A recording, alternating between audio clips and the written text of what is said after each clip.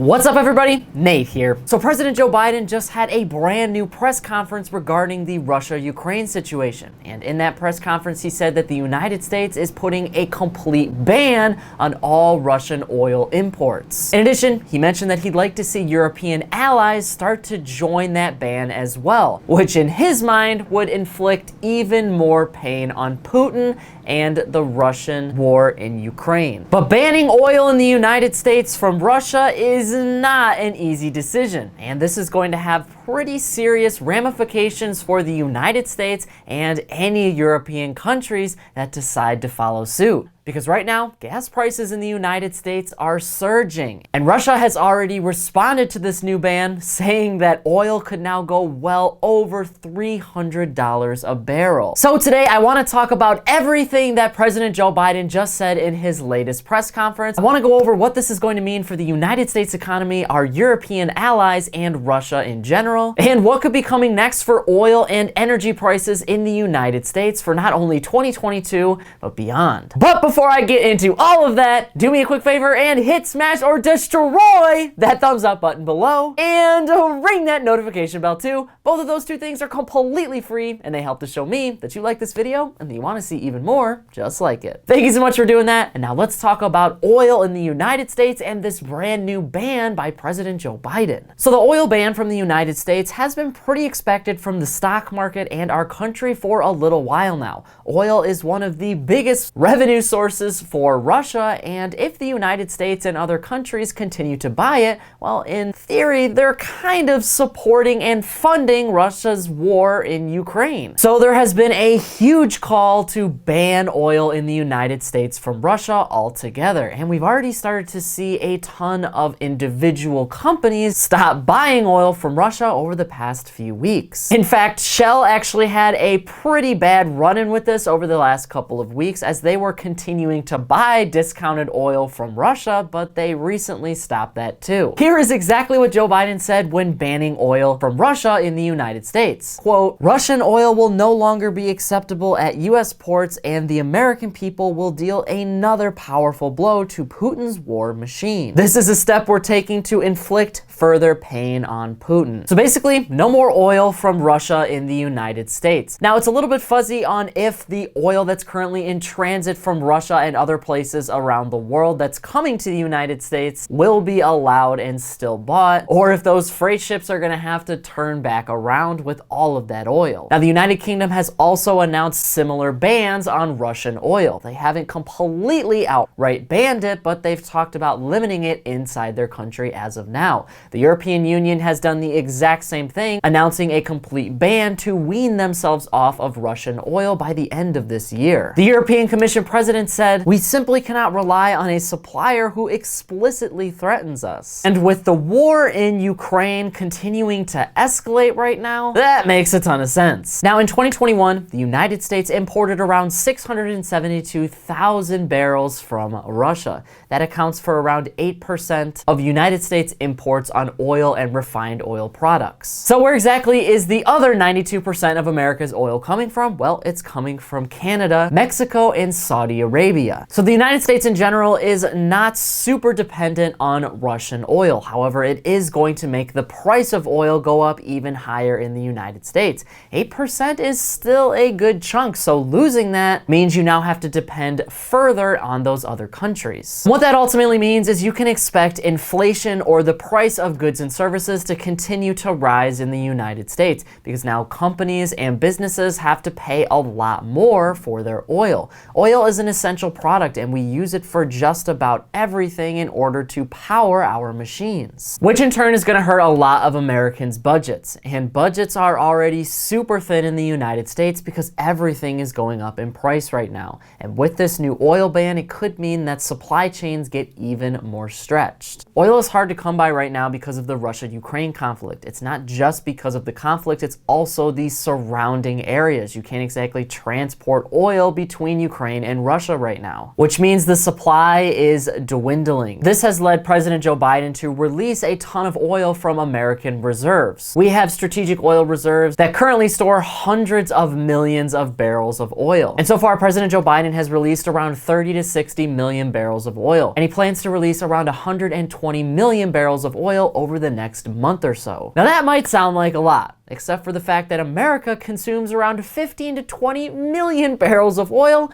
every single day. So that's not really going to last us very long. So the United States needs a much better long-term solution when it comes to oil in this Russia-Ukraine conflict. And it's important to mention too here that with oil imports being banned from Russia, that's not the only thing being banned right now, because there is a ton of companies that are actually banning their services and products from the country as well. Companies like Apple, MasterCard, and Visa. That means Russia's economy is pretty much collapsing, and with them losing a massive source of revenue like oil to the United States, well, there's going to be even less money pouring into the economy. Now, I mentioned before, Europe is kind of doing the exact same thing here. They want to completely stop using Russian oil by sometime at the end of this year. However, unlike the United States, European countries rely a lot more heavily on Russian oil. Think of it this way. Russia is super close to all of those European countries, and it's a massive producer of oil. So all of those European countries get their oil from Russia because it's just really close. Just like we do the same thing with Mexico and Canada. Those two countries are extremely close to us. However, if we had a similar situation, well, it would be very difficult for us to ban oil from those countries. One barrel of oil right now costs around $128. And like I said, Russia now is saying that the ban of oil from European countries and the United States would basically be a catastrophe for global markets all throughout the world. And Europe right now is even limiting Russia's ability to get oil in the first place, as just a couple weeks ago, Germany actually put an embargo on Russia's Nord Stream 2, which basically is a massive pipeline that brings oil in and out of Russia. And basically, Russia says they are completely ready for this ban, as they said they're going to start redirecting the supplies that would normally go to Europe and the United States to other parts of the world. And they didn't exactly say where, but we can probably guess that a lot of this is going to go to China. China so far has not been a complete enemy to Russia during this Ukraine-Russia crisis. I mean, the president of China did call for a diplomatic solution to be found, but they haven't exactly stopped trading with Russia.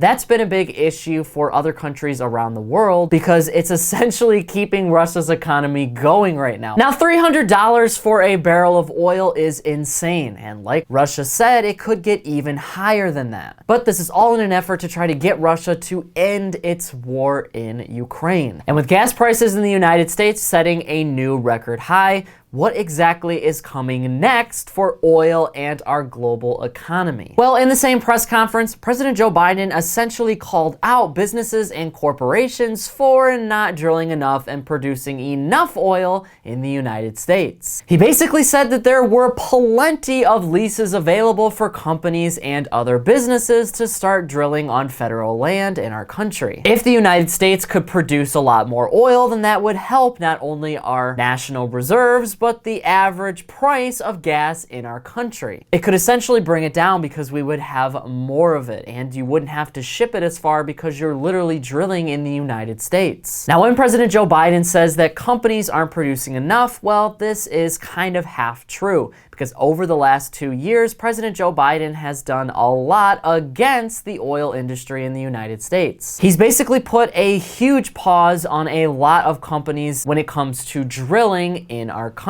That has prevented a lot of companies from drilling on federal land. And he's even gone so far to actually impose complete bans in certain areas. So it's been difficult for companies to actually get these leases. But I will say not impossible. You see, the President of the United States can only do so much. He can only impose drilling on federal land. So it's up to other state governments around the country to allow drilling in a lot of those areas. And remember, federal land only constitutes a certain portion of our country, so there is still room available. In addition, a lot of his bans were on new contracts, so existing contracts still remain remain pretty much untouched. It's up to those companies to start producing a lot more. Now, the issue is a lot bigger than just what is happening at this particular moment. Remember all the way back in the pandemic. That's right, we were in a pandemic, and I guess we technically still are. But when the pandemic first started, there wasn't really a need for a ton of oil and gas. That's why you saw gas prices hit decade lows. People weren't driving, people weren't traveling, everybody was pretty much staying inside because of economic lockdowns. In fact, oil was trading at negative prices at one point in time, something we have pretty much never seen before. And then in 2021, when the pandemic started to lessen, there was a lot more demand for oil, so people were going out and driving, going back to the office, traveling again. In short, we needed more oil, but you can't exactly flip the switch. You can't just say, let's start producing more oil. There is a process, and it takes time to drill the oil and refine it and then take it to all of the places that it needs to go.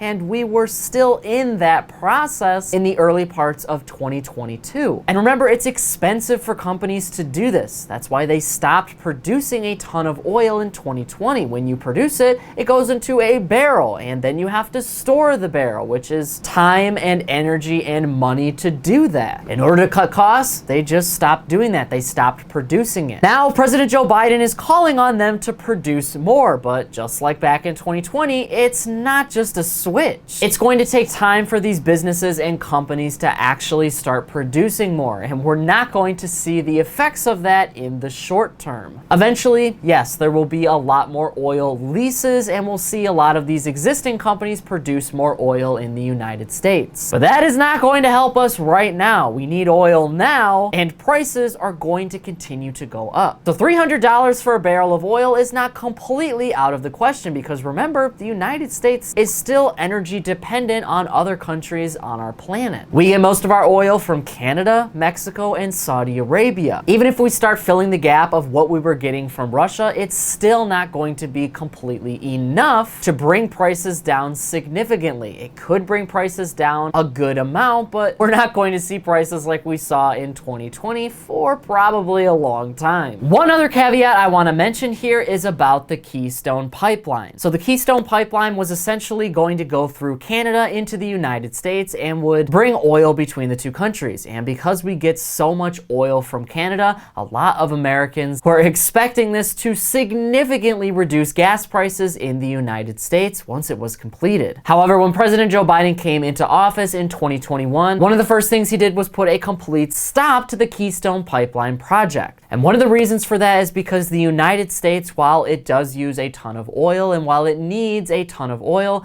eventually oil is going to run out. Won't be tomorrow, it won't be next year, it probably won't even be in your lifetime watching this, but eventually it's going to run out. And creating entire economic systems in a country that is based on oil is fine if you have it, but then the day you run out is going to be a pretty rough day. So the United States has been trying to switch to electric energy and renewable energy sources. It's been tough to do that, but they are starting to go forward with it. But back on the Keystone Pipeline in general, members of the Biden administration have talked about the Keystone Pipeline project, and they have said it would not have had a massive impact on gas prices in the United States. This is because it just was not carrying enough oil to actually reduce prices by all that much. In addition, the Keystone Pipeline was kind of a pipe dream. I mean, a lot of people are saying that it would have reduced gas prices if completed. However, it was never completed and never operational, which means we don't really know if it actually would have lowered gas prices. I mean, maybe it would. You never know how things are going to happen, but at the moment, it's been banned, it's been blocked, so we can't even think about that. It's not even part of the conversation. We have to do what we can do now. But keep this in mind, prices at the pump are most likely going to continue to go up. Even though the United States doesn't get a ton of oil from Russia, it still gets a good amount. 8% is a lot, and that's going to completely disappear. We're going to see effects of that in the short term. In the long term, though, the United States, even if it does does increase its oil capacity and businesses start producing more of it, we're not going to see that oil for a long time. Demand is still high for it, so that means gas prices were already pretty high. And they're getting even higher because now oil is hard to come by. But this is going to have even worse effects on the Russian economy because now they're pretty much not getting their main source of revenue from Europe and the United States. The only one that's still really helping them is China. Which means by the end of 2022, Russian oil may completely be a thing of the past. But now I want to hear from you on this issue. What do you think about President Joe Biden and the United States completely banning all imports on Russian oil and oil-related products? Will this eventually lead to inflation going way up and even higher gas prices in our country? Or do you think eventually this will cause the Russian economy to collapse so their war will end and the rest of the planet can basically go back to business as usual? Whatever your thoughts are, leave a comment below before you go. But that is it for today's business and financial news breakdown. Thank you so much for watching. If you want to stay up to date with all of the top business and financial news from around the country, our team puts together a free daily newsletter and you can subscribe to it by clicking the link in this corner right here. And if you want to stay up to date with me and everything else happening in the business and financial world, I'm putting out updates 7 days a week over here on this channel. And I've actually got another upload ready for you right there, so be sure to check that out before you go. That is it for me, everybody. Be kind out there, and I'll see you all in the next one.